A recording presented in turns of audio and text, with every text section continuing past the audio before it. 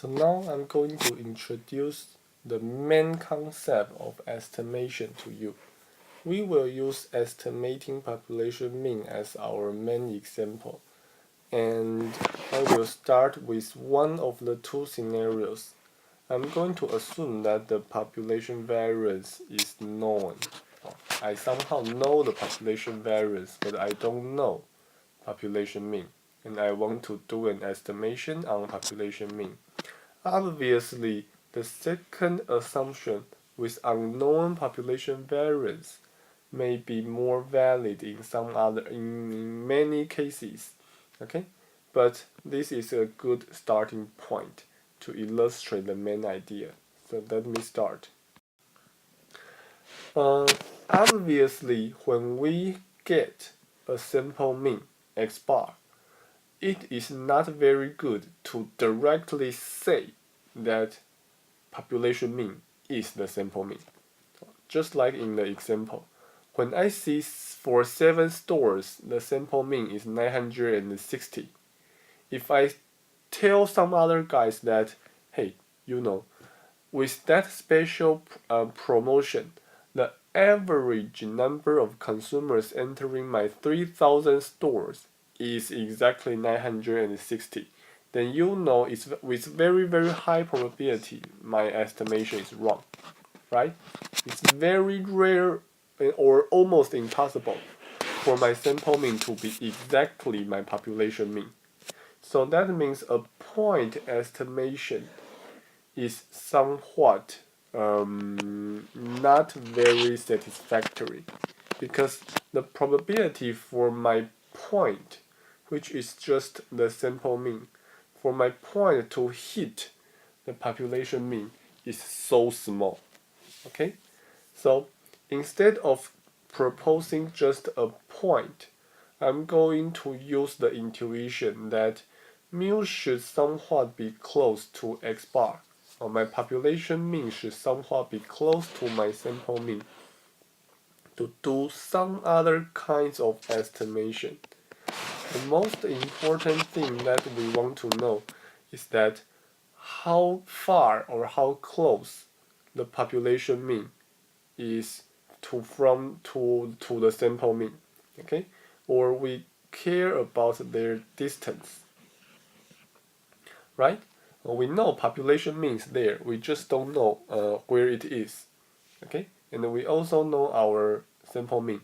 We want to estimate how large the distance is, and then to do that, instead of just creating a number, we will create an interval. We're going to say that I guess the distance is within a certain amount, or we will create an interval and claim that the population mean is within that interval, or the interval really covers the population mean. Okay, if we use an interval to try to hit or try to cover the unknown population mean, obviously the probability for hitting the population mean is higher than using just one single number. Okay, so that's why we are doing interval estimation. And the most important part in today's lecture is we want to have a way to estimate, to measure how good the suggested interval is. So consider the general case with a population with unknown population mean. Okay, this is the target to estimate. At this moment, let's assume the population variance is known. Okay, so I know what's sigma square. And also, let's assume the population follows a normal distribution. So, with these two assumptions, I'm going to establish a theory that can be used to estimate population mean, mu. Let's say the sample mean x bar is an estimator. Here, you can see an interesting thing is that this x bar, the x is capitalized. Okay? When x is capitalized, that somehow reminds or that somehow tells us that x bar in this case is a random variable. What does that mean? Before sampling, we do not know what will be the sample mean. Okay, the sample mean itself is random. That's why sample mean has some probability distribution, right? So we're going to call the random sample mean capital X bar, and after sampling, after we really collect data from the population, we will get a few numbers, right? And then we can calculate the realized value of the sample mean. We're going to use small x bar to call it. So you know, capital X bar is a random variable. Small x bar is a fixed number, is a constant, is something we have calculated. Okay? You may also think that x bar is a way that we are going to do estimation. We're going to find the arithmetic average of our population or of our sample data. Okay, this is a rule to do estimation, and this is the outcome of estimation. Okay, so one is a random variable, the other one is a realized value. Let's consider the following example. Suppose sigma square is 16 in this case, or we just say the population standard deviation is 4. And suppose the sample size small n is 8. I'm going to derive the result based on these two numbers. So now, the general thing that we want to do is, we know we're going to see a sample mean x bar. Based on x bar, I'm going to choose a number small b and claim that the population mean lies in the interval centered at x bar and open two legs to the left and the right, where the leg size is positive b. Okay, so it's just something like this. At the center is x bar, and then the upper bound is x bar plus b, and the lower bound is x bar minus b. Okay, so before I do the estimation, before I do the sampling, I cannot know what will be x bar. Okay, so for me, that interval is also random. Before sampling, I don't know what's going to be my interval, right? Because that depends on the random sample mean. But b can be chosen in advance before the sample has been collected. Okay? The task that we want to do is to choose a number b in advance. And then when we get x bar, we fill in x bar here to create that interval. Okay? Obviously, if we choose a very large b, then the probability for us to hit the population mean will be very high.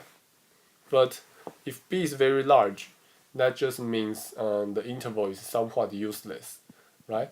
I can say that I guess the average number of customers entering those 3,000 stores is between 0 and 1 million. Okay, that estimation is just useless. So the task is to choose a small b, or the leg size, or the interval size, so that we may has a reasonable, acceptable probability to hit the population mean. Okay, so our result may be right or wrong. When b becomes larger, we will become more confident, but that estimation will be somewhat useless. So we need to somehow have a way to measure what's the probability for this given interval to hit the population. Okay, the population mean is there. Somewhere we have the population mean, we just don't know what's the number. And through this method, we will generate an interval. We want to ask what's the probability for that interval to cover the population mean. Okay, so mathematically, if we express the problem with a formula, it's just here. What's the probability for mu to be within x bar minus b and x bar plus b? Given any positive b, we want to be able to answer this question. The most important tool that we will use is this fact. Okay? We spent almost one whole week to tell you that the sample mean should follow a normal distribution whose mean is just the population mean and whose standard deviation can be calculated like this. The numerator is the population standard deviation, and the denominator is square root of n, the sample size. Okay, the sample size. So, just a reminder, mu in this particular place is the mean of the sample mean. Sigma over square root of n is the standard deviation of the sample mean. Because the sample mean is random, that's why it has a probability distribution. And because we know the population is normal, so we know we have this particular result. Okay? Something we discussed. So graphically, it's something like this. Given our knowledge about the population, we know x bar must have a normal distribution like this. Okay? One interesting here is that actually we do not know mu, right? We do not know mu, so the only thing we know is x bar follows this curve, though we do not know where is the center. Okay? But anyway, that's not a big deal because we know mu is there. Some number is mu, mu is some number. So this curve really exists, though we don't know where it is. Okay, so with this in mind, now suppose I propose to set b to be square root of 2. Now, this is just a trial, an attempt. And I try to know if I am looking at a leg size which is square root of 2, how good the interval is. What's the probability for this particular interval to hit my population mean? Okay? Then let's try to do this. The idea is very simple. Suppose I am drawing numbers from a population. Then I have some ways to be close to the mean. I have some probabilities to close to the mean. Here, x bar is random, right? The population is there. We randomly draw some numbers. If we are lucky, then the sample mean would be very close to population mean. We don't know what's the population mean, but if we are lucky enough, the sample mean would be close to population mean. Okay? This is the case when our random samples do not contain quite strange extreme values. Or when we are lucky, we get some numbers above mean and some number below mean, and then the deviation somehow offset each other. When we are lucky, we can get a sample mean that is somewhat close to the population mean. Or sometimes when we are unlucky, then the sample mean will just be far from the population mean. When we get a lot of numbers that are above mu, or when we get some extreme values. Anyway, what's lucky, what's unlucky, obviously depends on the distribution. So how is when is we lucky is that when x bar is close enough to mu, then this interval would cover mu, right? If we are unlucky and x bar, what's this? Sorry, and x bar is far from mu, then this interval will not be large enough to cover mu. And on this figure, we can see easily that whenever we have a number x bar and we open two legs to the left and the right, okay, for this interval to cover mu, we need x bar to be within this particular region.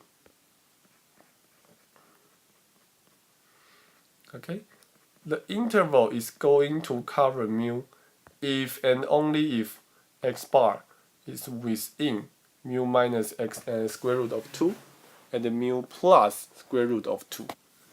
If x bar is close enough to mu, then we have our desired result. We will have a correct estimation. Okay, so now the problem is very clear. The only thing we need to know is whether the realized x bar will be this close to mu. And it's very good because we know how to calculate it. We know x bar is normal with a certain mean and a certain variance or a certain standard deviation. So the probability can be calculated like this. I want to know what's the probability for my interval to cover mu. And now through this figure, I know it's just that whether I am lucky enough so that x bar is within this particular distance, square root of 2 from mu. Okay? And how may we do this calculation? The key is that this guy is a normal distribution, right?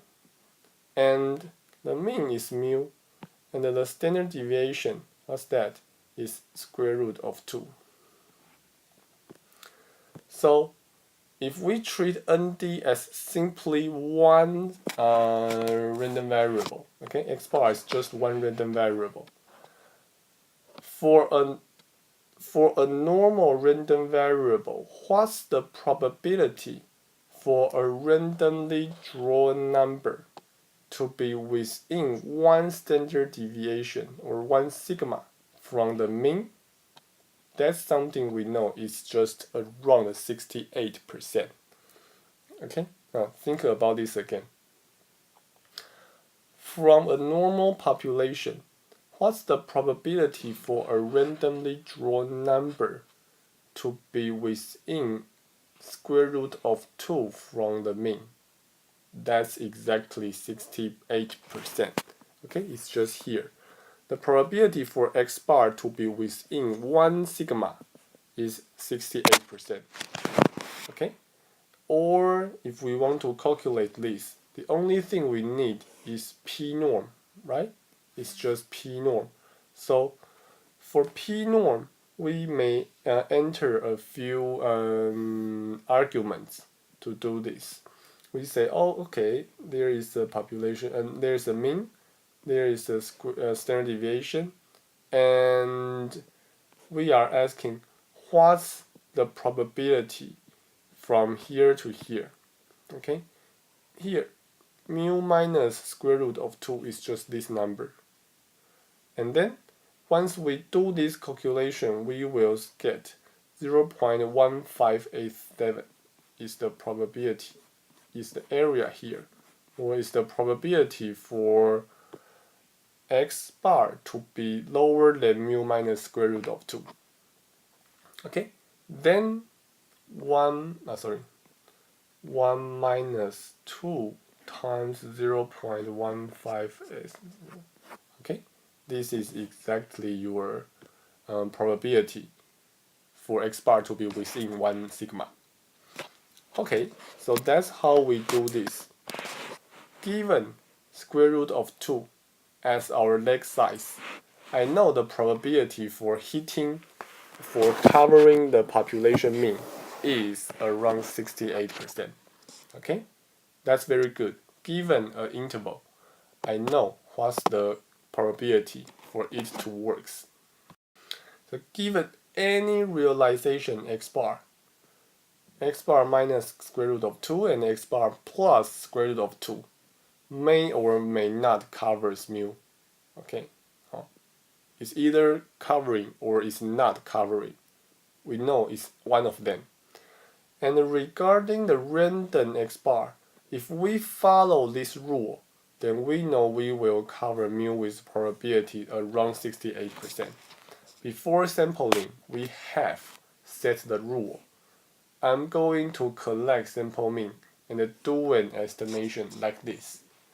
Then I know the probability for me to be correct is 68%. And then obviously this comes from the fact that I know x bar is a normal distribution with a certain standard deviation. It's without this knowledge, I have no way to calculate this probability. Obviously, if I increase the leg size a little bit, then I'm going to see a larger probability. So let me try to do this. Let's try to make the leg size twice large. Let's try 2 times square root of 2. In this case, the probability for us to cover the population mean is the probability for x bar to be close to mu enough. Okay? Centering at mu, we now open a leg that is 2 sigma from the mu. Okay? And we want to calculate the area here or the probability here. Again, we may use the p-norm function to calculate the left tail probability here.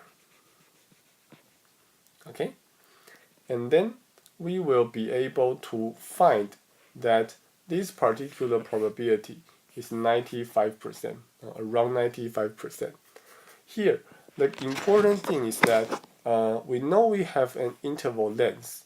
So for x bar, so for the interval to cover mu, exactly we need x bar to be close enough to mu. And then we open an interval centered at mu, and then we know how to calculate the probability for x bar to lie within that interval. Then that's the probability for my interval to cover the population mean. Okay, so let's stop here and take a break. Thank you.